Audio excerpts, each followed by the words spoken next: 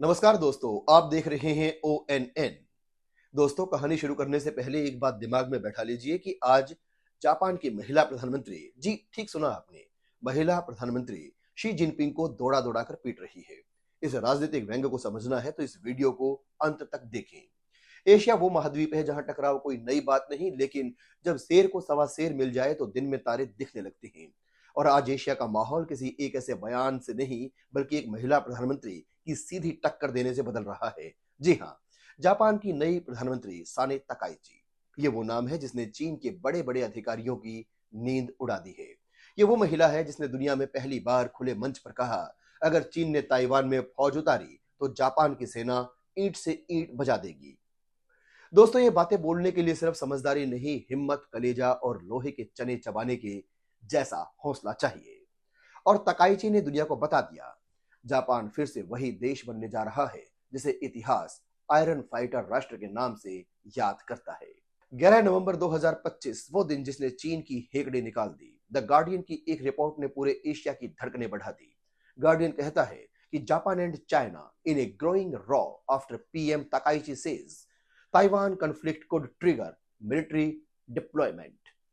इस एक लाइन ने बीजिंग की दीवारों में दरार पैदा कर दी, क्योंकि इतने सालों में पहली बार किसी बड़े एशियाई देश ने चीन से कहा, तुम्हारी दादागिरी अब नहीं चलेगी। अब जरा सोचिए, अमेरिका बोलते बोलते रुक जाता है, यूरोप बैलेंस बनाने की बात करता है, ऑस्ट्रेलिया डिप्लोमेटिक भाषा में बातें घुमा देता है, लेकिन जापान सीधे, बिना फिल्टर, बिना डर, दो टूक। तो सवाल उठता है कि क्यों चिढ़ा चीन। चीन को आदत है कि जब वो ताइवान के आसपास जहाज घुमाए, जब वो ओकिनावा के पास ड्रोन उड़ाए, जब वो दक्षिण चीन सागर में अपनी नक्शेबाजी फैलाए, तो दुनिया चुप होकर उसे देखे। लेकिन इस बार क्या हुआ? जापान ने कहा, सीधे कीचड़ में उतरकर खेलेंगे। बस चीन तिलमिला उठा। और याद रखिए, चीन का गुस्सा वैसा है जैसे कोई बिगड़ा हुआ बच्चा जो अपनी मर्जी न चले तो बर्तन प्लेट फेंकना शुरू कर देता है। जापान ने सिर्फ बयान नहीं दिया, तैयारी शुरू कर दी। ताइवान सेकाकू इलाका वो जगह है जहां चिंगारी से आग मिनटों में भड़क सकती है। ताइवान से सेकाकू की दूरी 100 से 150 किलोमीटर, सेकाकू से चीन की दूरी लगभग उतनी ही, यानी पूरा इलाका पाउडर बॉक्स है और दोनों तरफ से माचिस लिए खिलाड़ी खड़े हैं। चीन कहता है, ये आइलैंड हमारा है। जापान कहता है, ये हमारा है और इसे छूना मत। अब जापान सिर्फ बोल नहीं रहा, उसने सेकाकू के आसपास मिसाइलें तैनात करनी शुरू कर दी हैं। यही चीन के सीने में सीधा तीर गया। चीन का लक्ष्य क्या है, यह समझना जरूरी है। चीन की साम्राज्यवाद के विस्तार की लिस्ट छोटी बिल्कुल नहीं है। उसे ताइवान चाहिए, जापान का समुद्री इलाका चाहिए, फिलीपींस चाहिए, दक्षिण चीन सागर चाहिए, भारत का अरुणाचल चाहिए, पूरा LAC चाहिए। चीन एक नहीं, पूरे एशिया पर चाबुक चलाना चाहता है, लेकिन इस बार उसके रास्ते में खड़ी है जापान की न्यू आयरन लेडी, जापान की चेतावनी, जिसने चीन का खून खोला दिया। तकाइची ने संसद की कमेटी में कहा, अगर ताइवान स्ट्रेट में युद्ध हुआ तो जापान के अस्तित्व को खतरा होगा। हमें सबसे खराब स्थिति के लिए तैयार रहना होगा। बस यही लाइन चीन के अहंकार पर ताले की तरह लग गई, क्योंकि ये शब्द थे कूटनीति के नहीं, युद्ध की तैयारी के। चीन का जवाब, बौखलाहट की हद ओसाका में चीन के काउंसिल जनरल हु जियान ने क्या पोस्ट कर दिया, हमें उस गंदी गर्दन को काटने के अलावा कोई विकल्प नहीं। यानी भाषा वही, गुंडे की, दादागिरी की, डराने वाली। लेकिन सवाल, जापान डरा क्या? बिल्कुल नहीं। यही चीन की सबसे बड़ी समस्या है। उसे ऐसे देश पसंद नहीं आते जो उसे सीधे हलाल की तरह जवाब दे दे। चीन का अगला कदम, बच्चे की तरह रूठ जाना। पहले कहा, जापान मत जाओ, हालात खराब हैं। फिर चीनी टूरिस्ट की यात्राएं रद्द कर दी।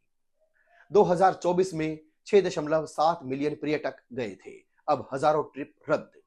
नोमुरा रिसर्च के हिसाब से $14 अरब का संभावित नुकसान। उसके बाद सी फूड आयात रोक दिया गया। कारण क्या? कुछ नहीं, बस रूठना था। यह वही चीन है जिसने कोविड में अपने लोगों को घरों में वेल्डिंग करके बंद कर दिया था, यानी डर, दबाव और धमकी। यही इसकी स्टाइल है। ट्रंप एक फोन कॉल और बदल गई रणनीति। और कहानी का सबसे मजेदार हिस्सा, अमेरिका। राइटर्स की रिपोर्ट कहती है कि ट्रंप ने शी जिनपिंग से बात की और अगले ही दिन जापान को सलाह दे दी, चीन को नाराज मत करो।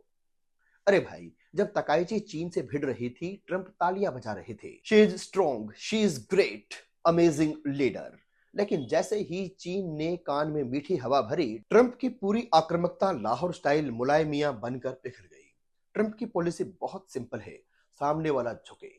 ट्रंप शेर, सामने वाला अड़े। ट्रंप नरम। यूक्रेन में देखा, रूस के सामने देखा, अब चीन के सामने भी वही। चीन ने अमेरिका से कहा, जाकर जापान को चुप कराओ। चीनी कम्युनिस्ट पार्टी के अखबार ने अमेरिका को सीधा संदेश भेजा, जापान मिलिटरिज्म जगा रहा है, उससे बात करो। अरे भाई, 1940-45 वाली बातें निकालकर आज जापान को कोसना आसान है, लेकिन आज दुनिया देख रही है कि ताइवान को कौन धमका रहा है, एलएसी पर कौन आता है, दक्षिण चीन सागर में कौन घुसता है, गलवान में हमला किसने किया, जापान ने तो नहीं किया। चीन की जलन सिर्फ एक है कि जापान पहली बार खुलकर खड़ा हो गया है। ताकाइची वो नेता जो बयान वापस नहीं लेती। चीन ने दबाव बनाया, अमेरिका ने कहा स्थिति शांत करो, लेकिन ताकाइची का जवाब, मैं काल्पनिक स्थितियों पर आगे चर्चा नहीं करूंगी, लेकिन अपनी कही बात वापस भी नहीं लूंगी। यही है असली नेतृत्व, और चीन के लिए सबसे बड़ा डर भी यही। एनालिस्ट कह रहे हैं, जब तक ताकाइची है, चीन जापान संबंध सुधरना मुश्किल। और सच यही है, क्योंकि जापान ने अब लाइन खींच दी है, इससे आगे मत बढ़ना। भारत के लिए सबक, यह कहानी सिर्फ जापान की नहीं है, भारत को भी यह बात समझनी होगी। दुश्मन को दुश्मन मानो, झिझक छोड़ो, लैंग्वेज सॉफ्ट रखो, पॉलिसी हार्ड, कैपेबिलिटी तैयार रखो, डिफरेंस बनाओ। चीन हमेशा वही करेगा जो उसे फायदेमंद लगे। गलवान कर चुका है, फिर मौका मिला तो दोबारा करेगा, इसलिए भारत को जापान वाला रास्ता चुनना होगा। स्पष्ट, कठोर, बिना घुमाव वाली नीति। कूटनीति अपनी जगह, लेकिन ताकत की तैयारी दिन रात होनी चाहिए। एशिया का नया पावर गेम शुरू हो चुका है। दोस्तों, कहानी का कंक्लूजन बहुत क्लियर है। चीन अब पहली बार पड़ोस में एक हार्ड लीडर से टकरा रहा है। जापान अब केवल शांति वाला देश नहीं, अब ये स्ट्रेटेजिक पावर है। चीन के बुलिंग मॉडल से किसी को डर नहीं लग रहा, अमेरिका पर विश्वास नहीं किया जा सकता, इसलिए अपने रास्ते खुद बनाने होंगे।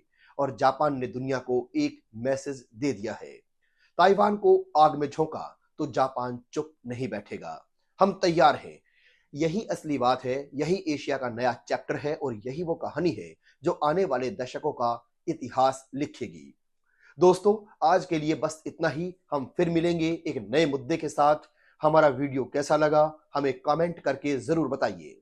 हमारे वीडियो को लाइक करें, चैनल को सब्सक्राइब करें। जय हिंद, वंदे मातरम।